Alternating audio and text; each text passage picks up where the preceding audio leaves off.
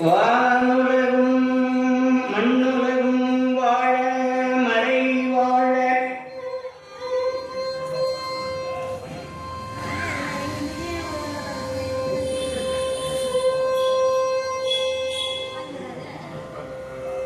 பான்மை தரு செய்ய தமிழ் பார்மிசை விளங்க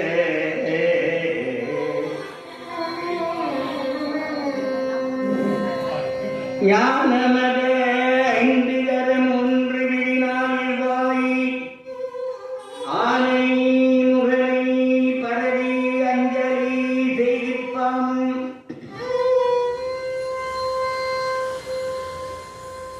கணபதி என்றிட கலங்கும் வல்வினை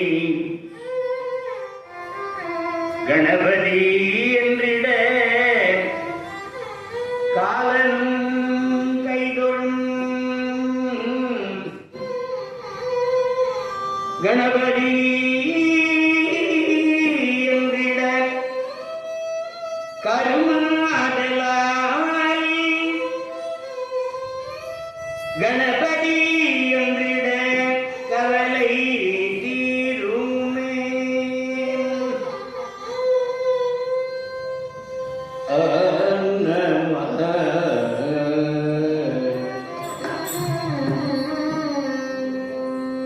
கைத்தலம் நிறைய நீ அப்பம் உழவல் பொறி கப்பிய கறி புகழடித்தே கைத்தலம் நிறைய நீ அப்பம் உழவல் பொறி கப்பிய கறி புகழடித்தே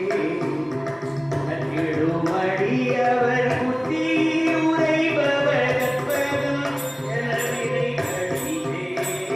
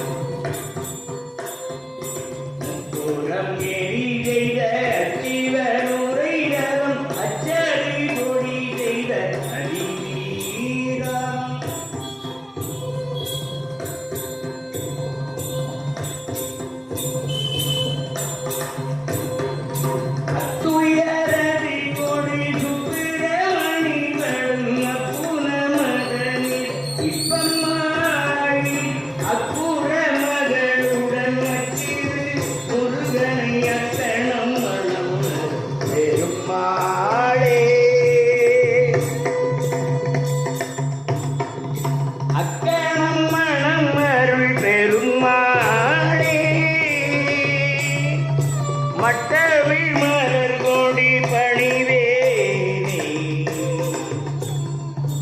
பணிவே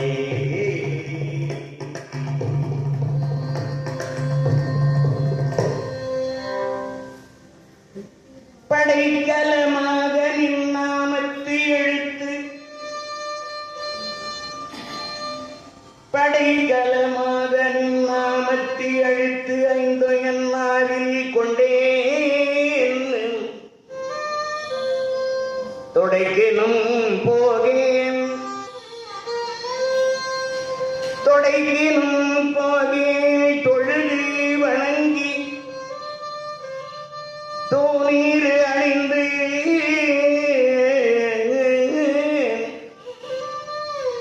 உன் அடைக்கலம் கண்டாய் அடைக்கலம் கண்டாய்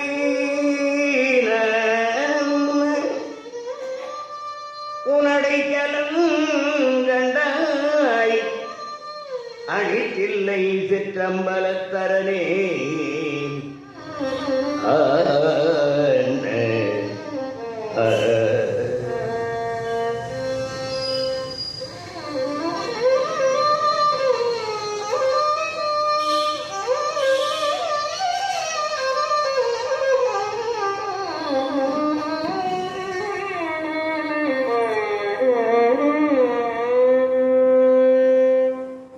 நம்மையே அப்பா ஒப்பிலாமணியே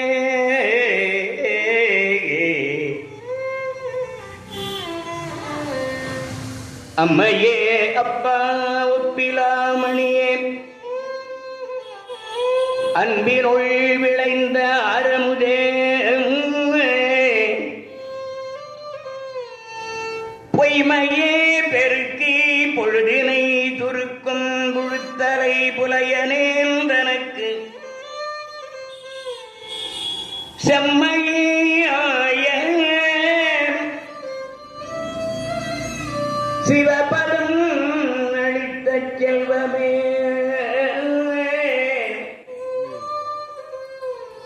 செல்வமே செல்வமே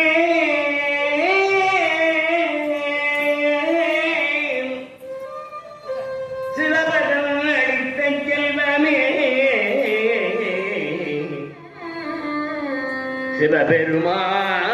சிவபெருமானே சிவபெருமானே செல்வமே சிவபெருமானே இம்மையே உன்னை சிக்கென பிடித்தேன் எங்கெழுந்து அருள்வதீனியே இம்மையே உன்னை சிக்கென பிடித்தேன் எங்கெழுந்து அருள்வது இனியே பால் நினைத்தோட்டும் தாயின் சால பால் நினைந்தோட்டும் தாயின் சால பரிந்து நீ பாவியேனுடைய பால் நினைந்தோட்டும் தாயின் சால பரிந்து நீ பாவியேனுடைய ஓனினை குறுக்கி உள்ளொளி பெருத்தி ஓனினை குறுக்கி உள்ளொளி பெருத்தி உலப்பிலா ஆனந்தமாய்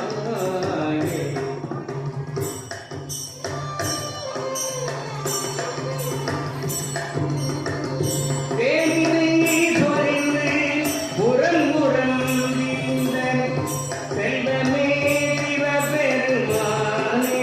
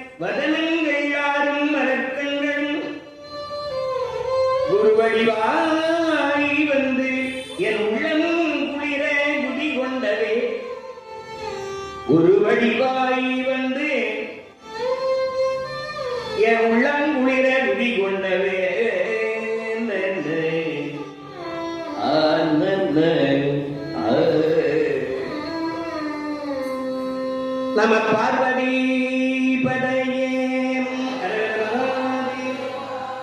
தென்னாடுடைய சிவனை போற்றி அண்ணாமலையம் அண்ணா போற்றி கண்ணார முதற்கடலை போற்றி ஏகம்பத்துறை எந்தாய் போற்றி பாகம் பெண்ணுருவாய் போற்றி காவாய் கனகத்திரளை போற்றி கைலை மலையானே போற்றி போற்றி போற்றி போற்றி போற்றி போற்றி ஞானமே வடிவமாகிய சிவ பரம்பொருளின் பற்றாத தனி பெறும் கருணையினாலே மெய்யன்பு சார்ந்த பெரியோர்களே, அன்பே வடிவான தாய்மார்களே, சிவநேச செல்வர்களே, சிவனடியார்களே, உங்கள் அனைவருடைய பொற்பாதங்களையும் வணங்கி மகிழ்கின்றோம். இந்த நாளில் ஒரு இனிய நாள் எனக்கு. ஒரு அடியேன் புதுமுகம். எல்லாமாய் யாவுமாய் எங்குமாய் நிறைந்திருக்கின்ற ஆதி ஜோதியாகிய அந்த ஆறா அமுது, ஆதி ஜோதியாகிய பரம்பொருள் சிவ பரம்பொருளுடைய வற்றா தனிப்பெரும் கருணையினாலே இன்றைக்கு இந்த அருள் பெறும் மாணிக்க வாசகர் சிவனடியார்கள் சங்கம் இங்கே மிக சிறப்பான முறையிலே அருளாளர் தவத்திரு ஆர்.கே. சச்சிதானந்தம் அவர்கள் ஜெயந்தி விழாவானது மிக சிறப்பாக 100வது ஆண்டு. இந்த விழா அற்புதமாக தெய்வீகமாக நடைபெற்றுக் கொண்டிருக்கிறது. இந்த விழாவிலே இன்றைக்கு நாம் எல்லாம் நினைத்து கூட பார்க்காத ஒரு நிகழ்வாக அடியேன் கருதுகிறேன். ஏன்னா அன்பர்களாகிய நாம் எல்லாம் எப்பொழுதாவது ஒரு காலத்தில் நினைத்திருப்போமானால் அது ஒரு காலத்தில் நிச்சயம் நிகழும். இந்த திருவள்ளுவர் சொல்றார், எண்ணியே எண்ணியாங்கு எய்துவ எண்ணியார் தெண்ணியராக பெறின். அன்பர்களாகிய நாம நல்லது நினைப்போமானால் அப்படி நினைக்கிற நினைப்பு ஒரு நாளைக்கு நிச்சயம் நடந்தது. அப்படி அடியேன் எப்பவோ நினைத்தது இப்பொழுது இங்கே நிகழ்ந்து கொண்டிருக்கிறது. இது அடியேனுக்கு ஒரு பெரிய வாய்ப்பு. உங்களெல்லாம் முதல் முறையாக சந்தித்து உங்க ஆட்சி பெறுகின்ற இந்த நாளை ஒரு சிறப்பான நாளாக அடியேன் கருதுகிறேன். நமது ஐயா அவர்கள் நிகழ்ச்சியினுடைய விழாவினுடைய ஒருங்கிணைப்பாளர் திருமதி டி. சுப்பிரமணியம் ஐயா அவர்கள் அடியேனிடத்தில் தொலைபேசியில் தொடர்பு கொண்டு ஒரு முதுபெரும் பக்திமானாக சிவபரம்பொருளை அனுதினமும் எந்நேரத்திலே அஞ்செழுத்து நெஞ்செழுத்தி திருவாசகத்தில் பெரிய ஈடுபாடு கொண்டு முழுக்க முழுக்க மெய்தான் அரும்பி விதிர் விதித்து விரையார் கிழக்கு கைதான் தரை வைத்து கண்ணீர் ததும்பி வெதும்பி உள்ளம் பொய்தான் தவிர்ந்து உன்னை போற்றி ஜெயஜெய போற்றி என்று கைதான் நெய்யவிடேன் உடையாய் என்னை கண்டுகொண்டேன். மணிவாசக பெருமானுடைய வாக்கு. அப்படி உணர்ந்து உணர்ந்து அனுபவித்து மணிவாசக பெருமானை உருவிடமாக கொண்டு தன்னுடைய திருப்பணி தொடங்கி திருவருள் துணையோடு வாழ்வாங்கு வாழ்ந்தவர்கள் நமது ஐயா அவர்கள் சச்சிதானந்தம் அவர்கள். சின்ன வயதில யார் ஒருவதற்கு சின்ன வயதில பெற்றோர்கள் 16 வயதுல தந்தை இழந்தார் ஐயா. நம்ம நிகழ்ச்சிக்கு முன்னாடி ஓதுவாமூர்த்தி அவர்கள் அற்புதமாக அவருக்கே உரிய பாணியிலே இந்த இனிய குரல் வெண்கல ஓசை இதெல்லாம் இறைவன் கொடுக்கிறது. நமக்கு அழகையும் அறிவும் ஆற்றலும் ஆண்மையும் திண்மையும் உண்மையும் செல்வமும் செல்வாக்கும் பதவியும் பெருமையும் புகழும் இசைவளமும் யார் கொடுப்பாங்க? வாழ்த்தவாய்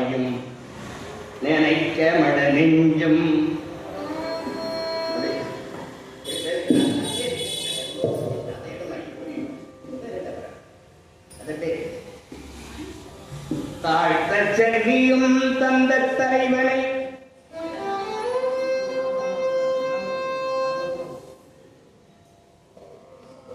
நம்மெல்லாம் இந்த ஆன்மாவானது இருட்டறையில கிடந்தது, கேவல நிலையில அசைவற்று கிடக்கு. என்றைக்கு இறைவன் இருக்கிறாரோ அன்னையிலிருந்து ஆன்மா இருக்கு. இருட்டறையில் அசைவற்று கிடக்கின்ற அந்த ஆன்ம கோடிகளுக்கு இறைவன் பெருங்கருணை கொண்டு இறைவனா பார்த்து நாம கேட்கறதுக்கான அறிவுலாம் நமக்கு கிடையாது. அந்த ஆன்மா அடைவதற்கு இறைவன் ஆன்ம கோடிகளின் மேல் உள்ள பெருங்கருணையினாலே தனிகரண புவன போகங்களை நமக்கு கொடுத்திருக்கார். எல்லாம் வந்திருக்கிறவங்களாம் சிவனடியார்கள். உங்களெல்லாம் உச்சி மேல வைத்து வணங்க.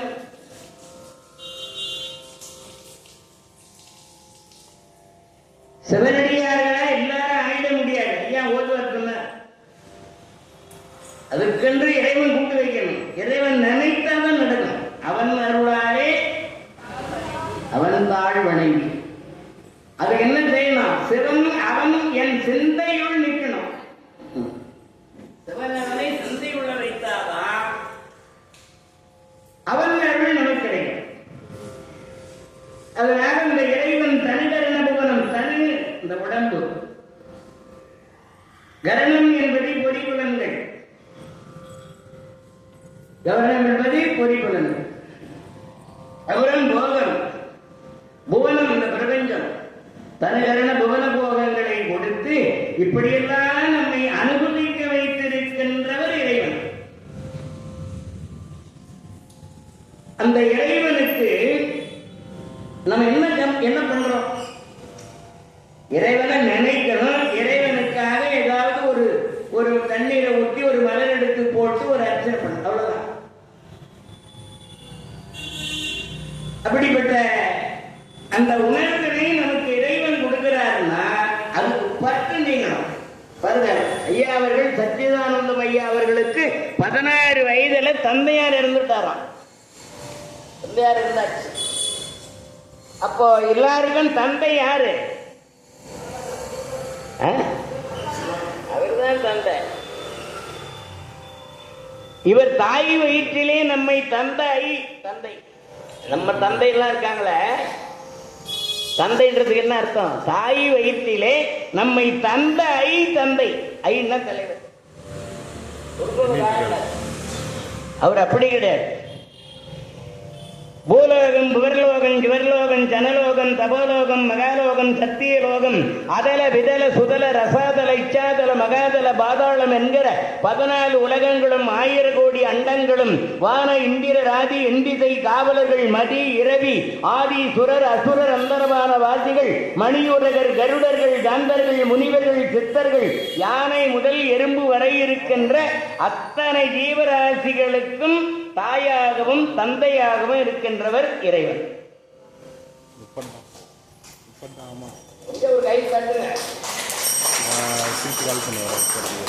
இப்ப நம்ம சொன்னவன் இந்த தொகுப்புல தான் எல்லா உலகமும் அடங்கி இருக்கு.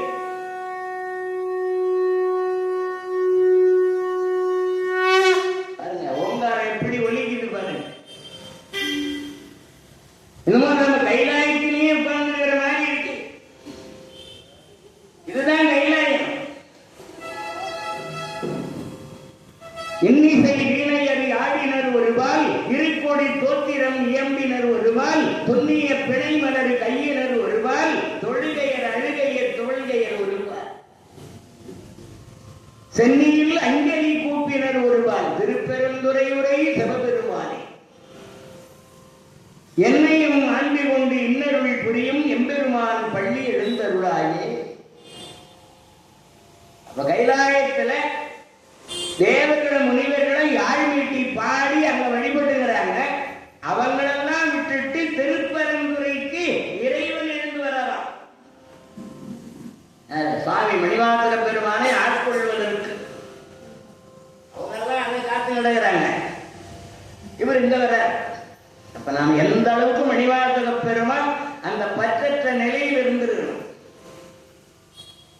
அப்ப எந்த அளவுக்கு நம்ம சச்சிதானந்த ஐயா வருவதற்கு அவர்களுடைய சிந்தனை, அவர்கள் வாழ்வு, அவர்களுடைய வாழ்க்கை முறை மற்றவர்களுக்கு வழிகாட்டி இன்னைக்கு பக்தி பயிர் வளர்த்து இந்த அளவுக்கு இன்னைக்கு அடியார்களை இங்க உருவாக்கி இவ்வளவு பெரிய அரங்கத்தில் 100வது ஆண்டு ஜெயந்தி விழா இன்னைக்கு ஐயா அவர்கள் நடைபெறுகிறதுன்னா எல்லாரும் நினைக்கலாம்.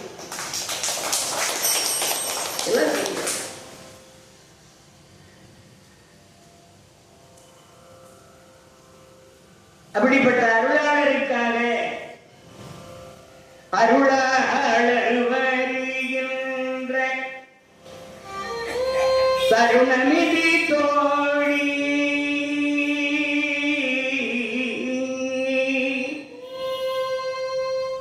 ஆயிரம் ஆயிரம் கோடி மணிவிளக்கு ஏற்றிடுக பெருளாய பசுனையே விடுக மற்ற நெய்யே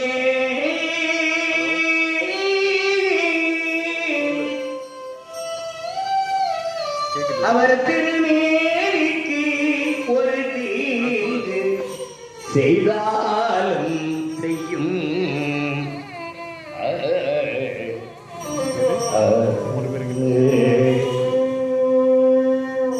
வீட்டுல தீபம் ஏற்றி வழிபடுறவங்க இன்னைக்கு திருவண்ணாமலையில பெரிய தேர் அந்த நிகழ்ச்சியெல்லாம் பார்த்து வர்றதுதான் நேரம்.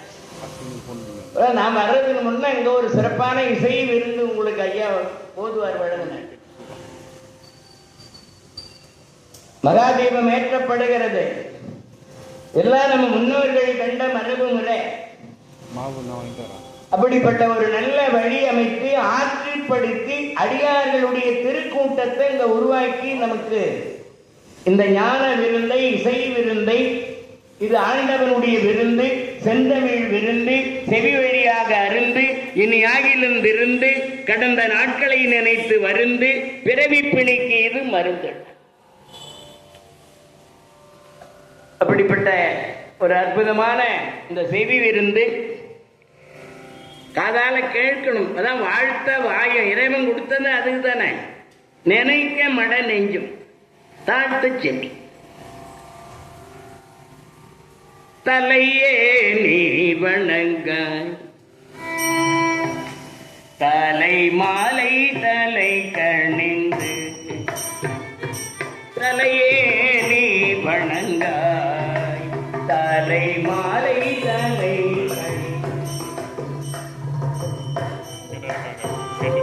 தலையாரி பலி தேரும் தலைவனை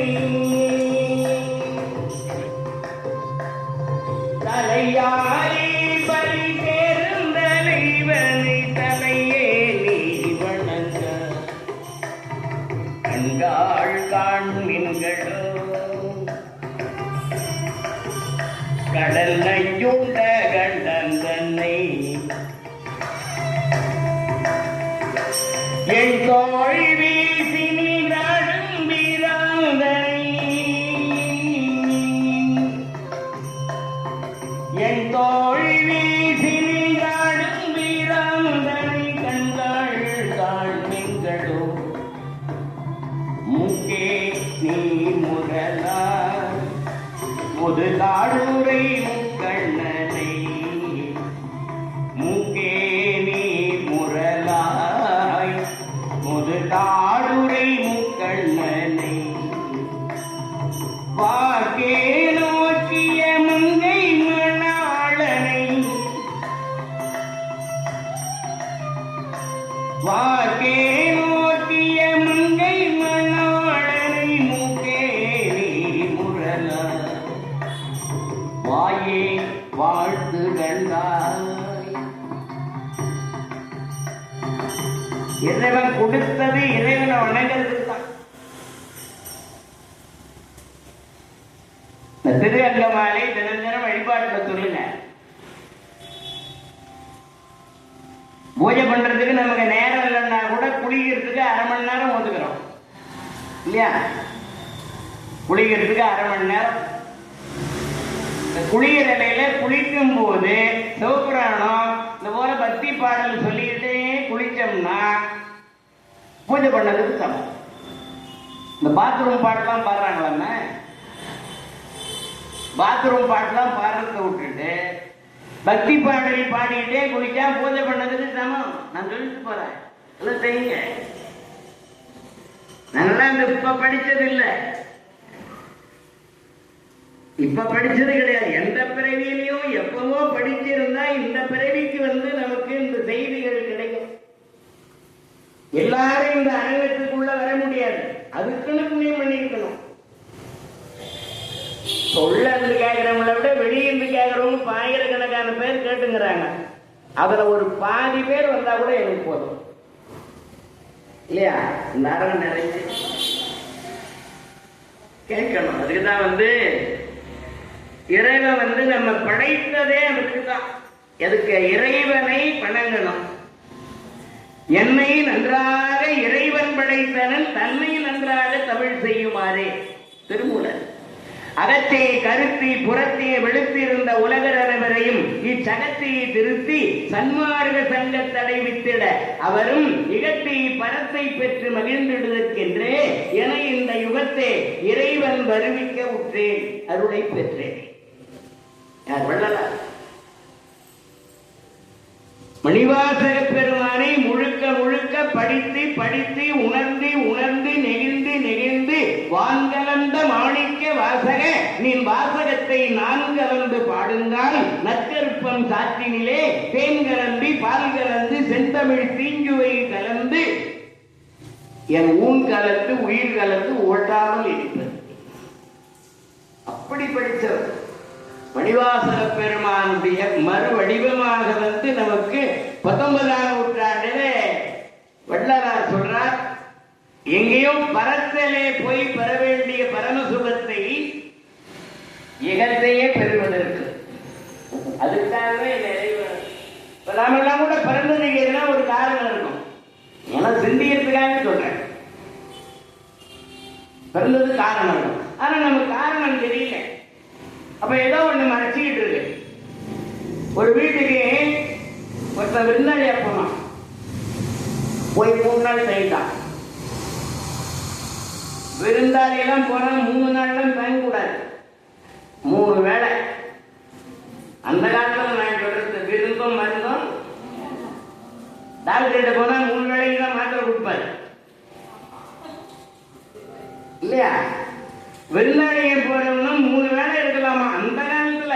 நான் இப்ப சொல்லல, இப்பெல்லாம் 1 வேளை இருக்கிறத கஷ்டம். ஏன்னா அவன் பாக்குற பாதியிலே பஸ் ஏற்றுவான். திருவள்ளுவர் சொல்றார், அனிச்சம்பூன்னு ஒரு பூ இருக்கு, அத மோந்தாவே வாடிவிடுமா. அனிச்சம்பூவை விட மென்மையானதான் விருந்து. நோக்கக்குழையும் அனிச்சம், நோக்கக்குழையும் அனிச்சம், எதிர் நோக்கக்குழையும் விருந்து. மாமியார் வீட்டுக்கு போனா கூட ஒரு நாள் சாமி மாமியார் வீடு வசதியாகுது, போனா கவனிக்கிறாங்கன்னு தங்கிடக்கூடாது. மாப்பிள்ளையை கவனிக்கிறாங்கன்னா என்ன அர்த்தம்? மகனை கூட கவனிக்க மாட்டாங்க, மாப்பிள்ளையை தான் கவனிப்பாங்க. என்ன காரணம்? மாப்பிள்ளையை இவங்க கவனிச்சாதான் அவரு மகளை கவனிப்பாரு. புரியுதா? தன்னுடைய மகளை ஒரு கவனிக்கிறதுக்காக தான் மாப்பிள்ளை கவனிக்கிறாங்க. கவனிக்கிறாங்கன்னா அதுக்காக போய் மாமியார் மகன் வீட்டுல வருவாங்க தங்கிடக்கூடாது. இவன் 3 நாள் தங்கிட்டான். அந்த வீட்டில் இருக்கிறவங்க எப்ப போவான்னு இருக்குது. நாளைக்கு போலான்னு இருக்கிறேன் காலையில. அவங்களுக்கு ரொம்ப சந்தோஷம், பஸ் ஏத்தனாதான் அவங்களுக்கு திருப்தி. காலையில 7 மணிக்கு 7:30 மணிக்கு டிஃபன் கொடுத்துட்டாங்க. 8:30 மணிக்கு பஸ்னாங்க. பஸ் ஏற்றுறதுக்கு அந்த வீட்டுக்காரன் அழைச்சும் போறான். ஒரு மரபு என்னன்னா, அந்த விருந்தாளி கொண்டு போய் பஸ் ஏற்றிட்டு வர்றது ஒரு மரபு. எதுக்கு? திரும்பி வந்துட்டான்னா என்ன பண்றது? இவங்க போன நேரம் அன்னைக்கு பஸ் லேட்டா வருது. இருந்து பார்த்தாங்க, பக்கத்துல ஒரு கடை, பஸ் ஸ்டாண்ட் பக்கத்துல என்ன கடை இருக்குன்னு நான் சொல்லல. போனாங்க, 2 பேரும் சாப்பிட்டாங்க, நல்ல போதை ஏறிடுச்சு. பஸ் வந்த உடனே ஒருத்தன் வேகமா ஓடி போய் பஸ் ஏறி போயிட்டான். ஒருத்தன் நின்று தானா சிரிச்சுன்னு இருக்கிறான். பக்கத்துல வந்தவங்க கேட்டான், என்னப்பா தானா சிரிச்சுன்னு இருக்கேன்னா, இல்ல நான் தான் ஊருக்கு போறதுக்கு வந்தேன். அவன் என்ன பஸ் ஏற்றத்துக்கு வந்தவன், எதுக்கு போறேன்னு தெரியாமல பஸ்ல போயிருக்கிறான். நான் நின்று டைமா பஸ்ல போறவன்